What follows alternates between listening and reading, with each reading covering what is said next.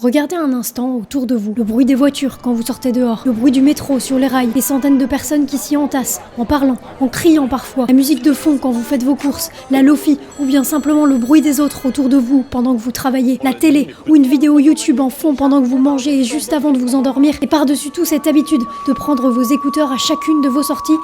C'était quand la dernière fois que vous avez réellement été dans le silence ?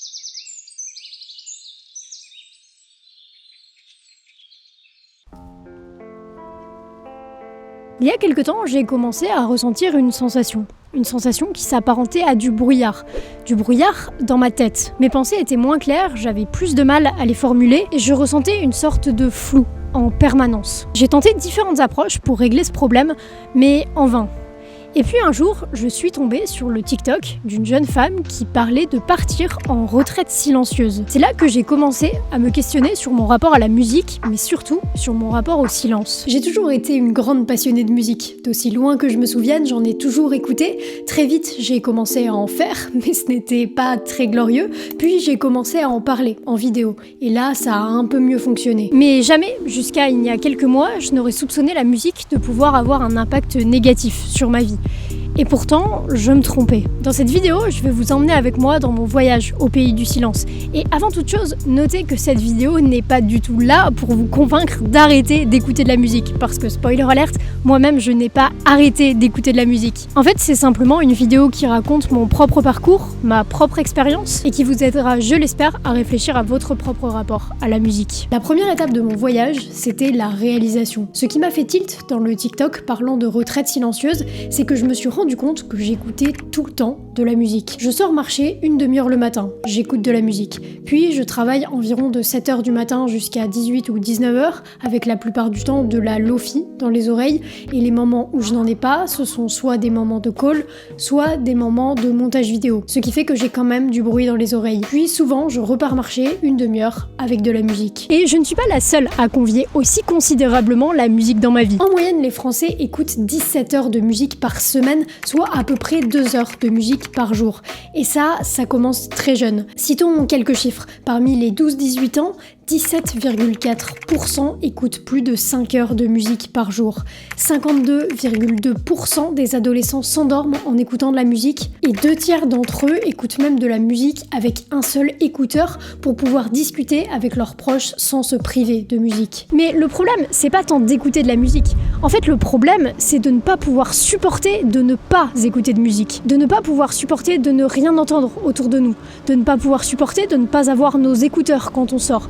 En fait, de ne pas pouvoir supporter le silence. Et ça, c'est vraiment nocif. Pour des raisons physiques, dans un premier temps. Fatigue auditive, voire perte d'audition précoce, la surconsommation de musique, ça peut mener à des troubles auditifs qui sont irréversibles. Et ensuite, il y a un aspect psychologique. Et ici, c'est particulièrement de ça dont je vais parler, parce que c'est ça que j'ai personnellement expérimenté. Et pour comprendre un peu plus précisément ce qui se passe psychologiquement, il a fallu que je mette des mots sur les problèmes. C'était la deuxième étape de mon voyage. Jusqu'ici, je vous avoue que je me sentais assez seule face à tout ça, jusqu'à ce que je tombe sur un article sur Medium d'un certain Adil A. Pourquoi je prends une pause de 30 jours dans la musique? Et cet article, il a verbalisé pour moi 2 points très importants. D'abord, un problème de concentration. Il parle notamment des vers d'oreille. C'est un terme un peu bizarre pour désigner le fait d'avoir une chanson ou une mélodie en boucle dans la tête. C'est-à-dire que même quand on n'écoute pas de musique, eh bien on a une musique dans la tête. Et il parle aussi du fait de retenir les paroles. Mais plus globalement, le travail en écoutant de la musique, c'est un sujet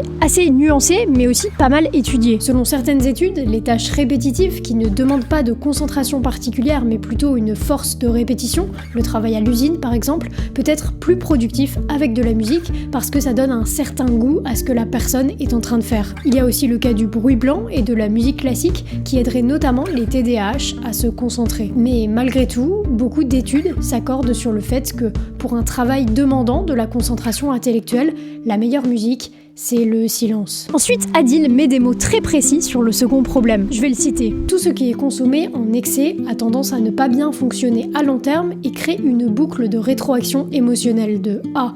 Se sentir triste, B. Écouter de la musique, C. Se sentir mieux, créant ainsi une dépendance à la musique pour corriger temporairement les émotions négatives plutôt que de mettre en place des actions visant à résoudre le problème qui a provoqué les émotions négatives, tout comme le feraient les drogues, l'alcool ou le sucre. En fait, fait, cette consommation excessive de musique pourrait nous pousser à fuir nos émotions. Et je ne sais pas si vous avez déjà fui vos émotions, mais la plupart du temps, elles courent plus vite que nous et elles finissent par nous rattraper, et c'est souvent 1000 fois pire que si on les avait affrontées la première fois qu'elles sont survenues. Mais bon, malgré tout ça, ce n'est pas forcément une mauvaise chose de vouloir calmer et tempérer ses émotions en écoutant de la musique. Mon point, personnellement, c'est que je ne voulais plus fuir les émotions en écoutant de la musique. Je peux m'en servir pour me calmer, pour exprimer certains sentiments, mais je ne peux pas l'utiliser pour fuir mes propres émotions. Et pire encore, je ne veux pas utiliser la musique pour fuir le présent. Farah, c'est une créatrice de contenu musulmane qui n'écoute pas de musique parce que les chansons mainstream et non religieuses sont proscrites dans sa religion. Moi, je ne suis pas musulmane. Cependant, il y a une phrase qui m'a pas mal touchée. Music always drags me to somewhere else. Music always reminds me of a specific person.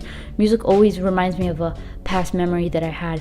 It always takes me somewhere else. Whereas the Quran makes me grateful to be where I am, in this moment, where I am. Quand on met notre casque sur nos oreilles, on quitte complètement l'instant présent. Alors doucement, j'ai glissé vers la 3e étape de mon voyage. J'avais identifié les problèmes, maintenant, il fallait les régler. Déjà, il était évident que je n'allais pas arrêter d'écouter de la musique. Déjà, c'est une partie de mon métier, donc ça aurait été assez problématique. Ensuite, parce que j'adore trop ça, mais surtout, encore plus important, parce que je pense que ce n'est pas du tout la solution. À mon sens, la chose à faire, c'était de travailler mon rapport au silence. Et ça, je l'ai simplement fait progressivement. J'ai commencé par simplement enlever mon casque 5 minutes sur les 30 minutes de marche quotidienne. Ça peut paraître de rien, mais c'est un changement assez important. Petit à petit, j'ai été parfaitement capable de marcher dans le silence, sans musique, et même d'y prendre du plaisir.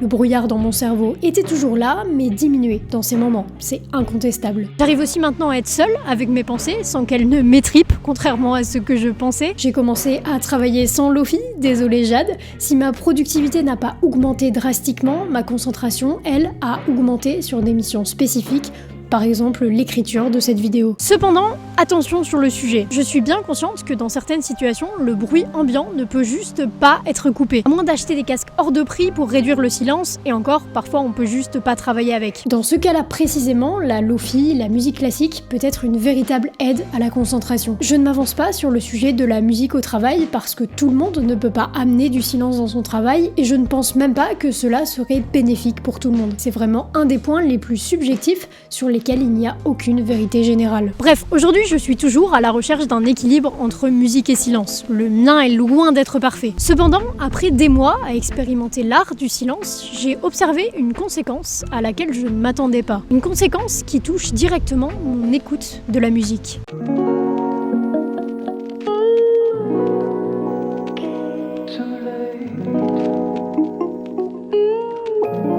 Je ne sais pas si vous avez vu ce graphique publié par Universal et Warner qui montre que tous les jours, en 2022, 100 000 morceaux sont mis en ligne sur les plateformes de streaming. 100 000 morceaux. On a vu ces dernières années une augmentation absolument drastique du nombre d'artistes, de morceaux et même de morceaux célèbres, notamment grâce à TikTok. Et ça fait qu'en tant qu'auditeur, on peut très vite être noyé. En plus, ça raccourcit la durée de vie d'un projet musical. Un projet qui a souvent mis des mois à être travaillé, réfléchi, sort vendredi, et le vendredi d'après, tout le monde est passé à autre chose. Ce n'est pas tant, je pense, parce que la qualité globale de la musique a baissé. Je pense que c'est beaucoup plus notre temps d'attention et notre attachement au projet qui a diminué. Sauf que, dans mon cas, mon temps d'écoute global a diminué parce que j'ai inséré plus de silence. Et la conséquence que ça a eu, c'est que je me suis rendu compte que j'appréciais beaucoup plus l'écoute de la musique. Je suis peut-être un peu plus sélective sur les projets que j'écoute parce que j'ai moins de temps.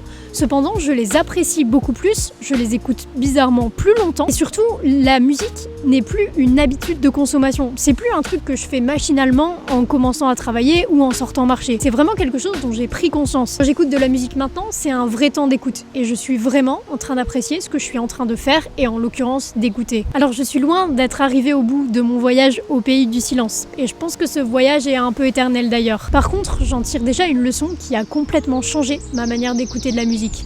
On ne peut pas vraiment apprécier la musique si on ne sait pas apprécier le silence.